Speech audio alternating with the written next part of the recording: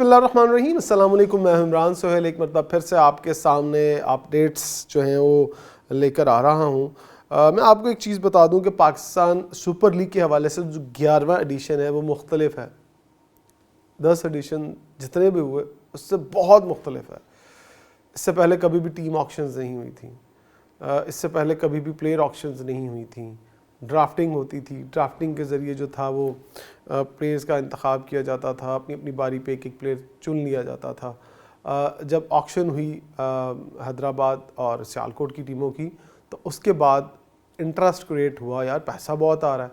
आज मैं आपसे कुछ ऐसी चीज़ें शेयर करने लगा हूँ जो कि आपको जो उस फार्मूले के तहत जो चीज़ें थी वो बनाई गई थी। जस्ट लाइक के अगर प्लेयर ऑक्शन होगी लेकिन उससे पहले तमाम जो 5 टीमें, मुल्तान सुल्तान को निकाल देते हैं, 7 मतलब 2 तो नहीं आई हैं, वो तो सारा एक नया सिनेरियो, 2 टीमें हैदराबाद और जो है सियालकोट, ये नई टीम ही बनाएंगी अपनी।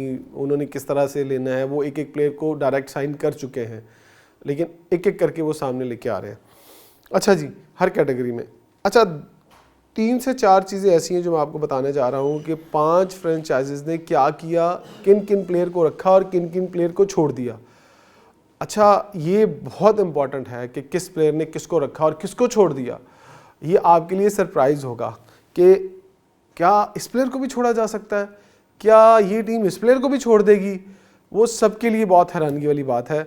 और मैं अब आपके सामने कुछ तफसीलात रखता हूँ, फिर उसके बाद हम इसके ऊपर थोड़ी सी डिस्कशन कर लेते हैं जी। HPL PSL के 11वें सीज़न की तैयारियां अरूज पर हैं जी।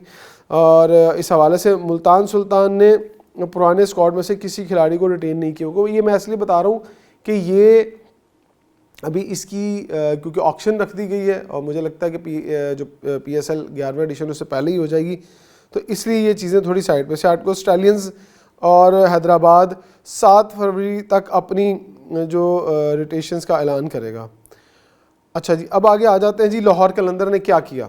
लाहौर कलंदर के हवाले से खबर ये सामने आई है और वो हम आपको स्क्रीन पे भी देख रहे होंगे कि कप्तान शाहीन शाह अफरीदी को प्लाटिनियम कैटेगरी में बरकरार रखा गया है। अब्दुल्ला शफीक डायमंड, सिकंदर रज़ा गोल्ड कैटेगरी के अंदर और मोहम्मद नईम सिल्वर कैटेगरी में लाहौर कलंदर के साथ बरकरार हैं। अच्छा, इसमें तो बड़े बड़े नाम निकल गए हैं। नईम, आपको याद होगा कि एमर्जिंग प्लेयर के तौर पर उनको मुंतखब किया गया था, जो उनकी अपना एक ट्रायल्स वाला सिस्टम था, उसमें से उनको पिक किया गया था और फिर लास्ट पूरे सीज़न के इब्तदाई मैचेस में उन्होंने कुछ नहीं किया, लेकिन एंड पे वो खूब चले, इसलिए उनको रखा गया। वो बड़ा खुला खेलते हैं। सिकंदर रज़ा ऑल द वे लंदन से आए लाहौर, उन्होंने आके मैच जितवाया, एंड तक वो रहे, इसलिए सिकंदर रज़ा। शाहीन शाह अफरीदी कैप्टन है, वो उन्होंने रिटेन करने ही करने थे। उसके बाद Abdullah Shafique as a opener खेलते हैं। ये 4 लोगों को रिटेन किया गया। आप अंदाज़ा लगाएं कि हारिस रऊफ़ को भी खुला छोड़ दिया गया है। अब हारिस रऊफ़ के ऊपर क्या लाहौर कलंदर का वो नहीं है, इंटरेस्ट नहीं है, या लेकिन कुछ ना कुछ वर्किंग और कुछ ना कुछ प्लानिंग तो ज़रूर की होगी। इस लाहौर कलंदर के लिए एक और ख़बर भी है, आपको बता दें कि डेविड वीज़े जो उनके 10 साल तक उनकी टीम के परमानेंट मेंबर है, उन्होंने दस्तबरदारी ले ली है, वो अलग हो गए हैं PSL से, क्योंकि उन्हें रिटेन नहीं किया गया। शायद इस चीज़ का गुस्सा था या मायूसी थी, इस हवाले से। कोयटा ग्लैडिएटर की जानिब चलते हैं जी आगे। अच्छा जी, उन्होंने कोयटा ग्लैडिएटर के हवाले से है कि इब्रार अहमद को प्लाटिनियम कैटेगरी में भाई आउट कर रहे हैं, तो बनता तो है उनका। और कोयटा ने हसन नवाज़ को गोल्ड कैटेगरी में, उस्मान तारिक को डायमंड कैटेगरी में और शामिल हुसैन को इमर्जिंग कैटेगरी के अंदर उन्होंने रिटेन किया है। इस हवाले से भी काफ़ी बड़े नाम हैं जो बाहर हो गए हैं। ठीक है जी।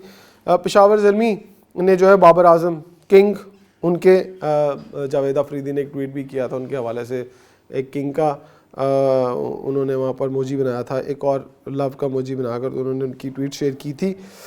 Babar Azam platinum, Sufiyan Muqeem left arm spinner diamond category में रिटेन किया गया है। ये 2 कैटेगरी सामने आई हैं। उसके बाद पेशावर ज़ल्मी ने और किन को रिटेन किया है। यस, अभी पेशावर ज़ल्मी के हवाले से हाँ, एक कैटेगरी सिल्वर कैटेगरी, मतलब 4 कर सकते थे, एक उन्होंने किया है जी बाबर आजम को, एक सुफियान मुकीम को, अब्दुल समद को और अली रज़ा को इमर्जिंग कैटेगरी में। रेस्ट ठीक है, ये इनकी कैटेगरी सामने आ गई हैं। अब आगे चलते हैं जी।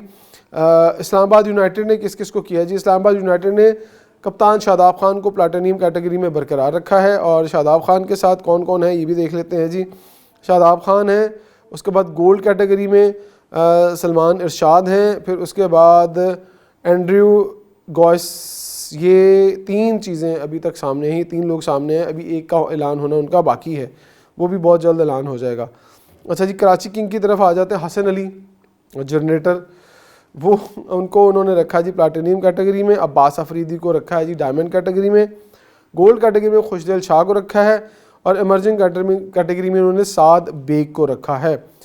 ये जो टीमें थी जिनकी कैटेगरी सामने आई हैं, मुल्तान सुल्तान के हवाले से आपको बताया कि अभी तक उन्होंने किसी भी प्लेयर का ऐलान नहीं किया है। ये इंटरेस्टिंग डेवलपमेंट है और बड़े बड़े नाम जो हैं वो टीमों ने छोड़ दिए हैं खुले, कि देखा जाएगा जिस दिन जो जितना पैसा फेंकेगा वो ही उन प्लेयर्स को दोबारा से ख़रीद के अपनी टीम में शामिल करेगा। तो ये बहुत इंटरेस्टिंग होने जा रहा है।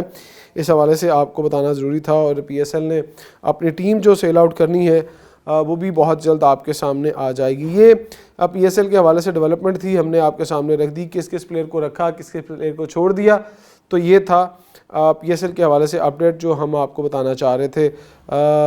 आपके सामने अब मज़ीद इसी तरह अपडेट्स आती रहेंगी। अपना बहुत सारा ख्याल रखिएगा। अल्लाह हाफ़िज़।